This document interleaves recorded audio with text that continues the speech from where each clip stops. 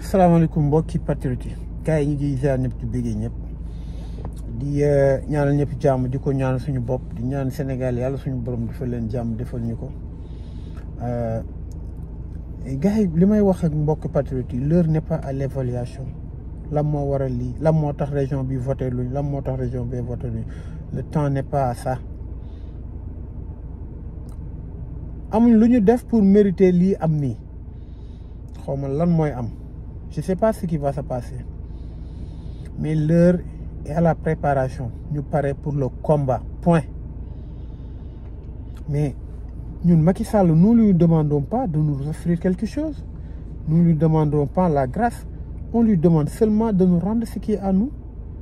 Si fait que Macky Sall yaakaar na ni moom Sénégal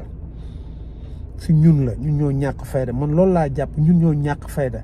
Sénégalais dafa mën a wax ratatat wax ku nekk di wax yu bëri ku nekk di jaay sa morom maa la ëpp xam-xam ku nekk di jaay sa morom maa la dàq daw maa la dàq accueillir sama leader waaw accueillir ngeen seen leader ni ngeen def ba génn nañu xam ni su région bu nekk génnee noonu Macky Sall xalaatul sàccee élection vendredi la ñuy jox résultat yi la ñuy wax vendredi ful yooyu génn na mel ni dañuy dem tase ci benn place pour accueillir Ousmane Sonko. Mais génn bi ñu doon génn pour lan la mais c'était pour donner un message fort il y a l'expression populaire alors suñu demee ba jouru scrutin bi ñu dem ba taux d'abstention bi bëri dama koy comprendre dama naan peut-être Macky Sall a tout fait pour appauvrir son pays les gens n'ont même pas les moyens d'aller voter. Pourtant il devait se donner les moyens nit ñi waroon nañ def tout même suñuy fay sax ci ay ndoxu taw dem voter ji mais loolu weesu na li ci des mooy ñu pare vendredi l'heure est au combat l'heure est à la résistance vendredi à partir de 19h ñëpp génn taxaw rassemblé wu dans leurs places respectives dans leurs places publiques partout sénégalais yi génn taxaw di xaar parce que nag Sénégalais yëpp xam nañ ni on a besoin de changement ñun ñëpp bëgg changement mais à quel prix nous sommes prêts à nous battre pour ce changement est-ce que dañoo war a taxaw tout le temps mais Sénégalais on leur comprend pas man dama ni Sénégalais est-ce que vraiment il est conscient de ce qui se joue la jeunesse est-ce que vous êtes conscient de ce qui se joue mooy suñu avenir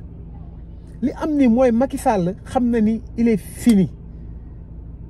Mais il essaie de semer le maximum de désordre au Sénégal désordre boobu ñun ñoo ko mën a limiter si nous sommes prêts à sortir massivement pour dire non à Macky Sall loolu mooy dëgg alors suñu toogee tey di wax ne élection yi suñu ñi voté woon wala il Yewwi mun na gagner largement la coalition gars yi dama leen wax leen moi j'ai été au centre de tout j'ai des preuves à l'appui particulièrement fii Guédiawaye par exemple Racine Talla il a tellement volé en amont en avant en aval durant les xoolal dama leen wax ni Racine Talla pour te dire que man je me suis donné un objectif dafa am benn centre boo xam ne mi ngi tudd centre DHL centre boobu soo xoolee moo doon gañaloo Racine Talla parce que centre boobu dafa centre bu mag la Racine Talla il déploie tous les moyens tu sais ce qu'il a fait d'abord la nuit il vient il fait des urnes bourrées et pour préposer ko au moment requis par exemple guddi gi la koy def moi j'ai anticipé avec Racine Talla contre lui j'ai demandé à mes gosses je les ai dit que vous allez garder le centre 24 heures avant gis nga la nuit du samedi au dimanche je vais publier la vidéo pour vous dire ça dama ñëw teg ay boy ma teg leen fa ñu ne fa lañ veillé ba bër set ñibbi wuñu ba ma ñëw benn instant ay L200 ñëw nañ suñu ñëwee boy yi génn leen loon fi ñu delluwaat ne non dafa am lu ñuy wër fekk ay urne lañ bëggoon teg c'était ça la réalité en fait xam nañ parce que élection locale c'est ce qu'il a fait mu marché mais on s'est évalué xam nañ li tax foofu Racine Talla gagné fa jour élection bi Racine Talla il a amené des centaines et des centaines de femmes naa leen publier vidéo bi ci vidéo en fin de vidéo faites tout pour regarder ça. Ces femmes ku nekk am na 2 cartes d'identité wala 3 yéen carte d'identité yi benn moo ci valable yeneen i information jox matul je vous le dis mais am na numéro et tout c'est du jamais vu loolu crime la loolu mënul weesu crime suñu dëkk. Racine Talla bi mu defee noonu mu jox leen famille ay bocal ay genre bouteille yoo xam ne dafa am benn dissolvant pour dindi encre bi parce que encre bi c'était pas de bonne qualité c'était pas indélébile du tout soo defee eau de javel sax day deñ. Moi j'ai positionné des personnes ma teg leen fa ñu xool jàkkaarloog maire yi ne leen doo leen fi duggaat voté te da ngeen di tas biñ leen waxee loolu automatiquement ñu renforcer seeni nervis. Moi je suis venu ñu woo ma wax ma ko parce que j'ai circulé dans tous les bureaux de vote tout Guédiawaye fii il pouvait pas gagner parce que on était prêt. Moi j'ai quitté dama jóge Almadies mi ma fay Almadies ma ñëw ba Guédiawaye pour uniquement toutes les élections bi ñu ñëwee ñoom ne ñu indi seeni nervi man maa dem wax ak nervi personnellement je les ai dit ñu ngi may dégg te yàlla moo tax may wax ma ne leen li nga xam ne yéen a ngi koy jéem ngeen ko jéem a bénir maire yi yor ay carte d'identité di voter war a voter 3 fois loolu duñ ko nangu te su fekkee vous nous appelez à la confrontation vous allez perdre parce que nous sommes beaucoup plus nombreux parce que fii suñu fief la fii c'est chez nous ma ne leen nag vous êtes des frères suñuy frères ngeen suñuy petits frères ngeen wala suñuy grands frères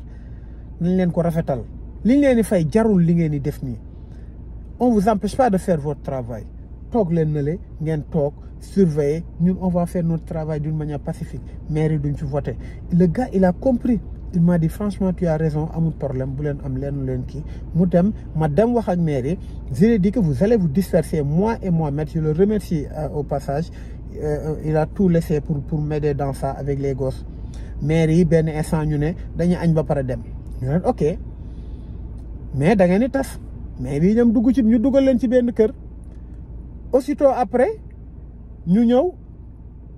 ñu añ ba pare toogaat ñooy leen da ngeen fiy jógee on les a dissuadés ñu quitter les lieux ñu quitter les lieux mais tout le temps dañuy dem dugg ci beneen kër mais on est resté là-bas jusqu'au dernier moment ba ñu def décompte yi ba ma leer na ma Racine Talla il a perdu ba ñu xam joxe leen résultat yi PV yi génn lépp mat na sele nañ ko on j'ai appelé à l'intérieur suñu représentant il m'a certifié que c'est fini on a gagné largement Racine Talla a perdu ma ne ko ok et loolu la ñëpp waroon def pour la prochaine fois noonu la nit ñi war a def kon ça veut dire que je connais beaucoup de choses léegi imaginez les autres coins yi nga xam ni patriotes yi wala coalition bi amul ñoo xam ni war nañ mun a jël engagement pour xeex loolu ça veut dire que foofu dafa am fraude yu grave mais malgré ces fraudes on les a gagnés largement alors li am mooy on n'est pas là à évaluer li tax Diourbel voté wul suñu coalition nañu respecté ñi nga xam ne voté nañu même su dee 10 personnes lañ li tax Fatick voté luñu nañu respecté ñi nga xam ne voté nañu mais le travail c'est nous qui allons le faire échéance yi ñu jëm nii muy 2024 moi je prends l'engagement tous les 2 mois naa dem benn contrée bu reculer laay dem su ma fa demee ma battre campagne foofu du campagne yoo xam c'est électoral mais day nekk campagne yoo xam ni c'est des campagnes de sensibilisation ñu def ko tout au long des 1 an 6 mois fii ba 2024 moi je vais le faire et je demande à ceux qui ont les moyens ñu sont véhiculés am tuuti moyens yoo xam mun nañ ko def qu'ils me rejoignent à ça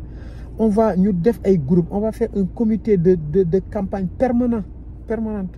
boo xam ne tout le temps chaque 2 mois am na ku ñuy yónni fee demal nga waxtaan ak ñoom ñu waxal leen Sénégal li problème bi loolu mooy dëgg du wax yu bëri du taxaw ci groupe baax na macha allah parce que l'information yi ci ëpp fa lay jóge mais il faut pas être ça doit pas être abusif léegi li may wax mooy tey évaluation su jotee dinañ ko def parce que nag suñu jugee ci lii ba nit ñi installé suñuy député ñu def seen liggéey ñi nga xam ne ñun ñoo yàgg a topp Pastef bokk Pastef c'est Pastef avant tout d'abord loolu après la mais li may wax mooy préparez-vous au combat Macky Sall mënuñu yàpp bukki su yabee waxe mbaane c'est doxin wala préparons-nous et nous allons gagner ce combat inchallah nous allons avoir gain de cause loolu laa amoon lu may wax ak mbokk patriotes yi l'heure n'est pas à l'évaluation encore une fois. nañ leen préparer au combat vendredi 19h tout le monde saute ak foo mënti nekk à toute l'étendue du territoire préparez-vous et j'espère que le président Ousmane Sonko aura le même langage aura la même posture que nous-mêmes parce que nous comprenons que ñii jarul ñuy waxtaan ak ay conseil constitutionnel képp koo xam ne génn nga résultat yi tu le paieras le peuple te le fera payer à coup sûr loolu laa amoon lu may wax gars yi ñu ngi ziar ñëpp seen mbokk Jim Ndiaye peut-être su li passé on aura des vidéos yoo xam ne pour la posture à prendre parce que nag il est temps que nous ressuscitons le PASTEF. Il est temps que nous renflouons le parti PASTEF dans les années 2016, 2017, 2018, 2019. Suñu action yi ñu doon def dañ ko mujj gelé parce que on est en coalition. Mais parallèlement, il faut que les patriotes ñu continuer suñu liggéey parce que y aura des candidats pluriels yoo xam ne PASTEF bis bu ñuy dem présidentiel, ce sera le PASTEF seul je pense. Peut-être Khalifa Sall mun nañ jàppale wala baat mais au cas où mu nekk candidat ak ay Karim Wade ñun de waruñu dara waruñu bett dañu war a continuer suñu liggéey loolu dinañ ci waxtaan gars yi ñu ngi ziar ñëpp maa ngi ziar sama waa groupe les amis de Jim maa ngi ziar les amazones de Jim kontaan naa ci yéen macha allah gars yi ñu ngi ziar ñëpp di bëggee ñëpp di ñaanal ñëpp jàmm wasalaam ndam rek la ñuy am amul beneen alternative nous allons nous battre farouchement billahi dinañ xeex ba notre dernier suñu bakkan bi mujj dañ ko ci teg incha allah loolu kese moo am ak Macky Sall jaajëf. Bon sama gars yi ñu ngi ziar di bëggee ñëpp au moment où je vous parle il est 1h16 maa ngi sama côté fi nga xam ni centre bi nga xam ni je me suis déplacé je crois près 7 kilomètres de là où j'habite pour ñëw xool centre bi nga xam ni fii laay voté avec les garçons qui mettent pour ñu toog ils vont surveiller tout fait et gestes yi nga xam ne mi ngi am ci centre bi au moment où je vous parle mi ngi nii centre baa ngi nii je vous le montre vraiment je vous le montre c'est le centre où je vote et tous les irrégularités seront minutieusement contrôlés lépp loo xam ne lu nuru vol kii ñu téléporté wala ay électeurs yoo xam dañ ko jëlee feneen dinañ ko xam parce que booy ñi ngi ci bopp ko ñëpp amul fenn fu nit mën a jaar may vraiment may invité ñëpp ñi nga xam ni gox buñ mënti doon nañu def tout ba surveiller tout ce qui se passe parce que am na gox yoo xam ne actuellement gars yi dañoo jël ay urnes yoo xam dañ ko bourré ba pare di ko préposer si dans les centres de vote pour peut-être xool nan la ñuy corrompre les ceux qui siègent et les mandataires pour ñu mën leen corrompre ci xaalis teg urnes yooyu te loolu mënul jàll